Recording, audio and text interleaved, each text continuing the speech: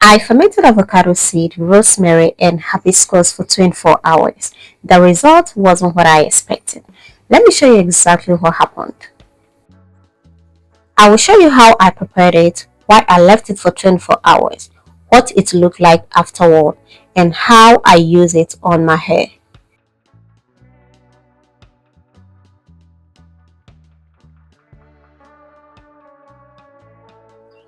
The avocado seed is the ingredient I was most curious about because I hadn't fermented it this way before.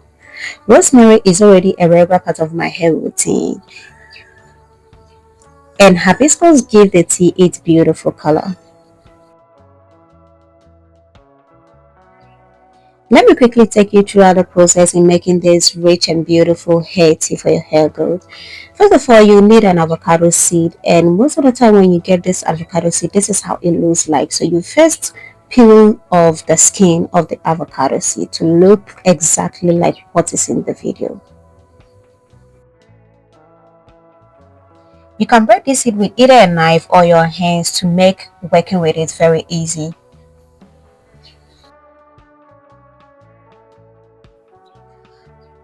I prefer to go with a grating method because it increases the quantity of the seed and it makes it very easy to dry it as well for future use. If you used to throw away your avocado seed anytime you finish eating the fruit, then after watching this video, I know you are definitely going to store the seed. You can make this into a dry powder and then use it for future use.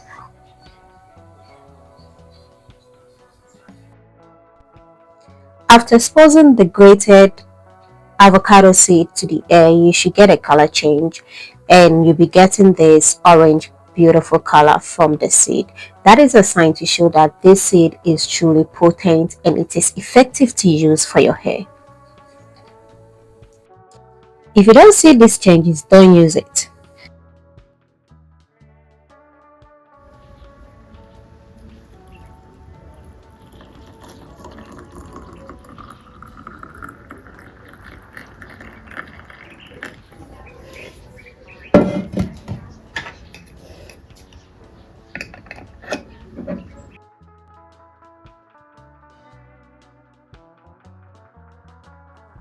Now comes the part I was most excited about, leaving it to ferment for 24 hours.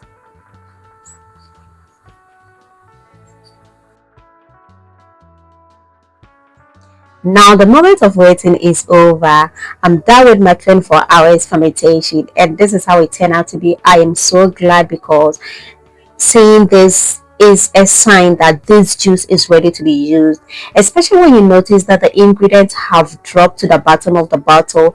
It is a good sign to tell you that your ingredient is fertile, that it is very potent to be used and it is safe to use on your hair and it is going to do exactly what it's supposed to do to your hair.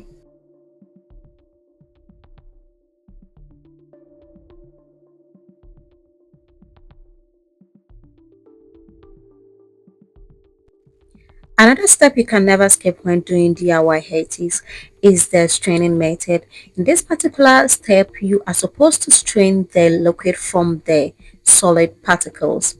This is going to help to remove the residue when using it to spray in your hair and then also make it easy for you to spray it in your hair. Now this is the color that we are going to be using for our hair. So now I'm going to transfer this into a spray bottle and then start with the application. Looking at the current state of my hair, I know definitely that my hair really needs to be treated, and that is exactly why I'm making these teas to help moisturize the hair and then do all the necessary treatment to this hair in order to bring life to this hair.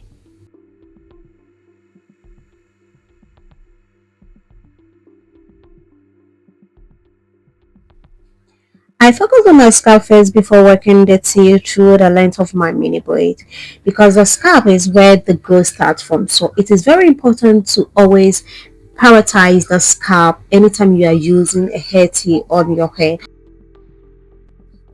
Things like this help to strengthen my root, it helps to add shine, it softens my hair and always keep my braid very fresh. Before you use this type of DIYs on your hair, make sure that you do a patch test before you apply this on your hair. Make sure that the juice that you're using is not going to cause any irritation or any itching. If you use this juice and you experience any itching, severe itching or any severe burning, please stop using it because it is not good for you. Always try out a different DIYs that works for your hair. One of the most important things that a lot of creators forget to tell their viewers is the massaging of the hair. Anytime you spray something into your hair, it is always necessary to massage the scalp. This is going to help with the blood circulation in the scalp, and then it's going to help with the growth, speedy growth of the hair. Now, after everything, make sure that you spread this on the strands and then on the tip of the hair. That is also a very important part of the hair that also needs to be treated and then attended to. Now this is the part that I most love a lot. That is the oil application. I always love to put some oil on my scalp and then always put some oil on the strands and then on the tip of the hair. This is also going to help seal in the moisture that I just did on the hair. Looking at the current state of my hair at this very moment tells me how effective this DIY is. I'll continue using this and keep you updated on how it fits into my routine.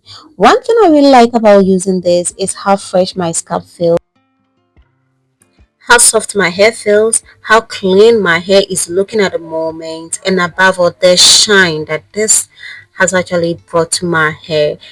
And not forgetting the fact that my hair is back to life. Now don't forget to put your braid into a balm so that it can protect the moisture.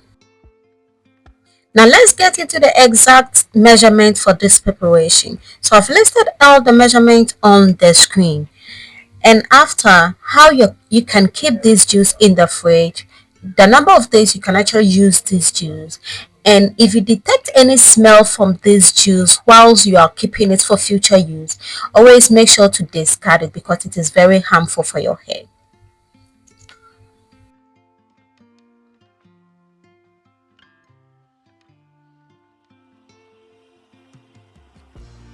If you enjoy herbal hair teas, you probably like the next recipe I'm testing.